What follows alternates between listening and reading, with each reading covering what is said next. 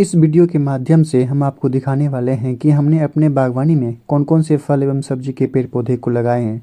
वीडियो को अंत तक देखने के बाद आपको ये भी पता चलेगा कि किस तरह से हम कम क्षेत्र में भी ज़्यादा से ज़्यादा फल और सब्जियों के पेड़ पौधे को लगा सकते हैं।